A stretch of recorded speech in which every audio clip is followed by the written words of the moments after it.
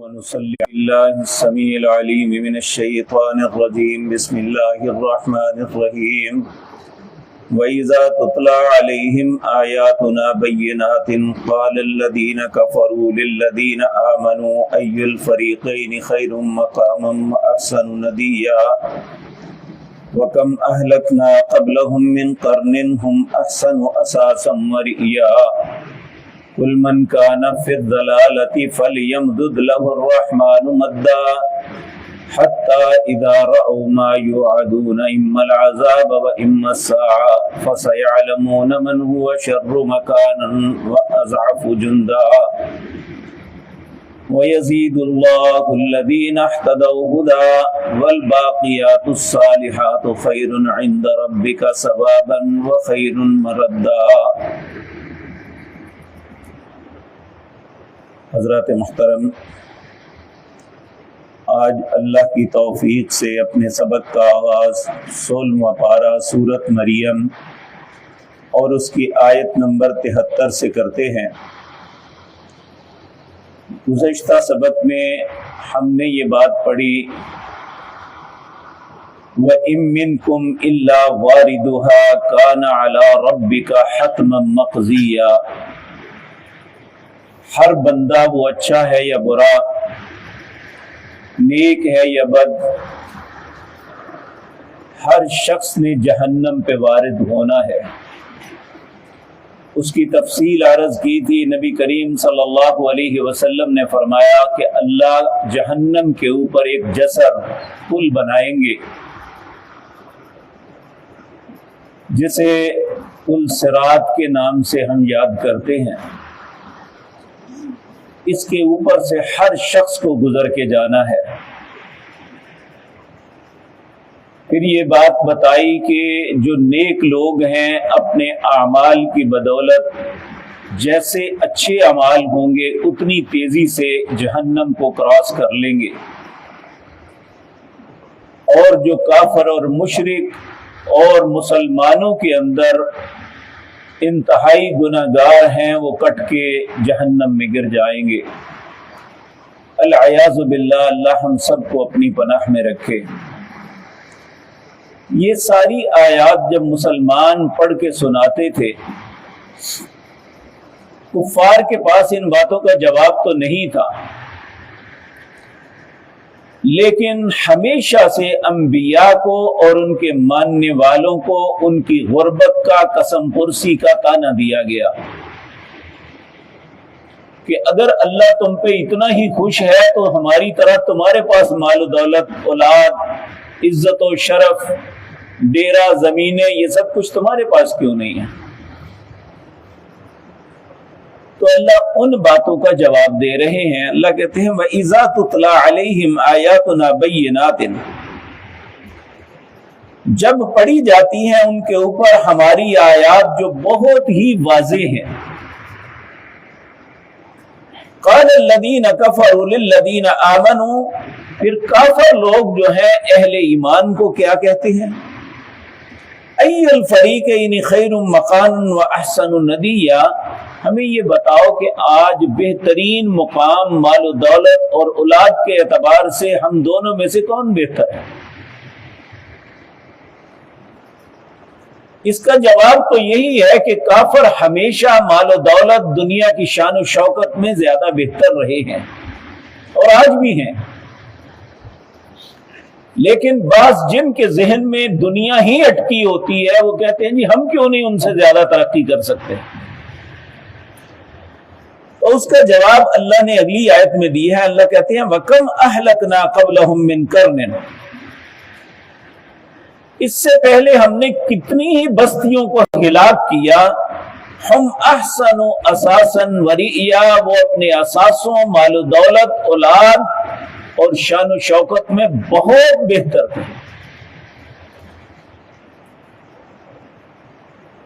پھر اللہ فرماتے ہیں قل، انہیں کہہ دیجئے من کان فی الضلالۃ، جو شخص گمراہی میں حد سے بڑا ہوا ہے، فَلْيَمْدُدْ لَهُ الرَّحْمَنُ مَدًّا، رحمان کے لیے لازم ہے کہ اسے مہلت دے۔ عمومی طور پہ ہم کہتے ہیں فلاں شخص بڑا ظالم ہے، دھوکے باز ہے، فلاں فلاں ہے، اللہ اسے کیوں نہیں پکڑتا؟ اس کا جواب نبی کریم صلی اللہ علیہ وسلم نے یہ دیا کہ اللہ انہیں مہلت دے رہا ہے اس لیے کہ یا تو یہ تائب ہو جائیں، یہ اللہ کی رحمت ہے کہ مہلت دیتا ہے، اگر ان کے مقدر میں تائب ہونا نہیں ہے تو اسی کفر اور شرک اور ظلم کی حالت میں مر جائیں تو اللہ پورا عذاب انہیں دے۔ تو دنیا میں مہلت مل جانا کوئی اللہ رب العزت کی رضا کی علامت نہیں ہے۔ ہاں ایسے شخص کی مہلت قابل تعریف ہے۔ نبی کریم صلی اللہ علیہ وسلم نے فرمایا جیسے ایک لمبی زندگی دی گئی اور نیکی کی توفیق بھی دی گئی، اس کی زندگی قابل فخر ہے، اور جسے مہلت دی گئی اور وہ گناہ پہ گناہ کرتا چلا گیا، اس کے لیے یہ بہت بڑی تباہی کا سبب ہے جتنی بھی مہلت مل رہی ہے۔ اللہ رب العزت فرماتے ہیں حتی اذا رأوا ما یوعدون، یہاں تک کہ یہ دیکھیں گے جو ان کا وعدہ کیا گیا ہے، اما العذاب، یا تو دنیا میں ان پہ عذاب آئے گا، وَإِمَّا السَّاعَةُ، یا قیامت قائم ہوگی تو پھر انہیں احساس ہوگا، فَسَيَعْلَمُونَ مَنْ هُوَ شَرُّ مَكَانًا وَأَضْعَفُ جُنْدًا، ان قریب یہ جان لیں گے دنیا میں برے مقام پہ کون تھا، وَأَضْعَفُ جُنْدًا، اور اپنے قبیلے اپنے کنبے کے لحاظ سے سب سے زیادہ کمزور اور ضعیف کون تھا، کیونکہ قیامت کے دن کسی کنبے نے کام نہیں آنا۔ یوم یفر المرء من اخیہ، اس دن بھائی بھائی سے بھاگے گا، وَأُمِّهِ وَأَبِيهِ، ماں اور باپ بیٹے سے بھاگیں گے، وَصَاحِبَتِهِ وَبَنِيهِ، بیوی اور اولاد باپ سے اور خامد سے بھاگیں گے، لِكُلِّ امْرِئٍ مِّنْهُمْ يَوْمَئِذٍ شَأْنٌ يُغْنِيهِ، ہر بندے کو اپنی اپنی پڑی ہوگی۔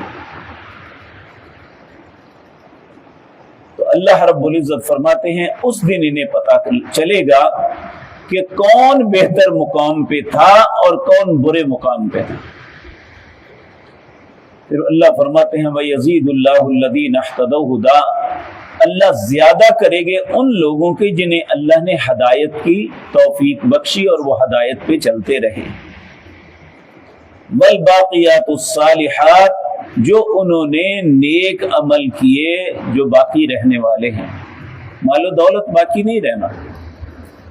اب دیکھ لیں کہ ایک باپ ساری زندگی محنت کر کے اپنی ہڈیوں کو توڑوا لیتا ہے کہ میری اولاد کا کچھ بنے، ادھر اس کی جان نکلتی ہے، بچے لڑنا شروع ہو جاتے ہیں، میرا حصہ میرا حصہ میرا حصہ، بھائی بھائی سے لڑتا ہے، بہن بھائی سے لڑتی ہے۔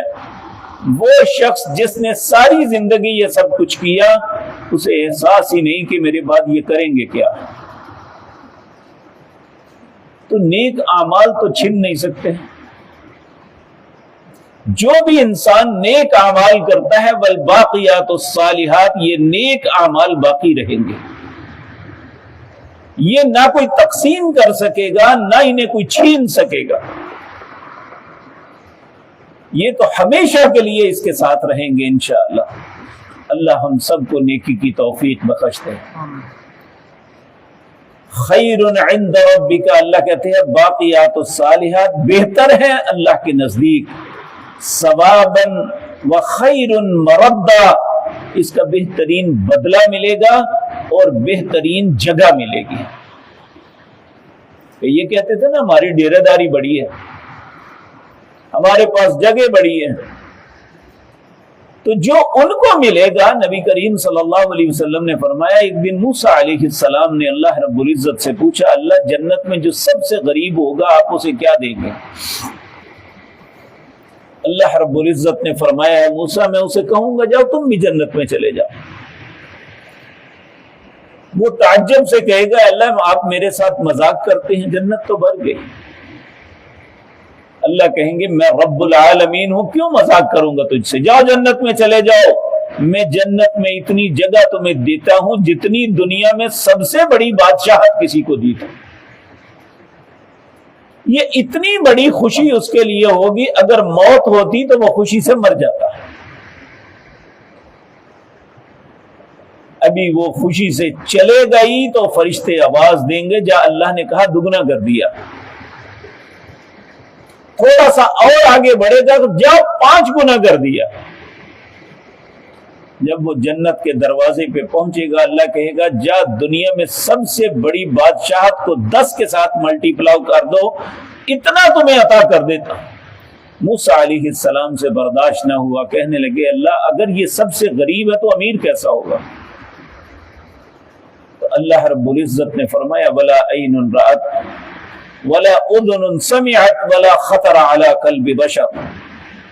کسی آنکھ نے وہ منظر دیکھا نہیں، کسی کان نے وہ سنا نہیں، کسی دل میں کبھی کھٹکا پیدا نہیں ہوا جو میں اپنے اعلیٰ جنتیوں کو عطا کروں گا. اس لیے ہمیں عمل بھی ایسے کرنے چاہیے جو ہمیں جنت تک پہنچائے، اور اللہ سے دعا بھی کرنی چاہیے اللہم انا نسألک الجنت الفردوس. اے اللہ ہم تجھ سے سوال کرتے ہیں جنت فردوس کا. تو رحیم و کریم رب ہمیں جب تک زندہ رکھے ہدایت کے اوپر رکھے، ضلالت اور گمراہی سے ہم سب کو محفوظ رکھے. ہدایت کا رستہ ہی اصل رستہ ہے، اس میں مال ہوگا تو یہ دنیا اور آخرت کی بلائی ہے، اگر نہیں ہوگا تو آخرت کی بہترین زندگی ہے. انتخاب ہمارا ہے کہ ہم کس رستے کو چنتے ہیں، ضلالت و گمراہی کا رستہ یا ہدایت اور نیکی کا رستہ. اللہ ہمیں بہتر فیصلہ کرنے کی توفیق دے. اقول قولی ھذا واستغفر اللہ لی ولکم.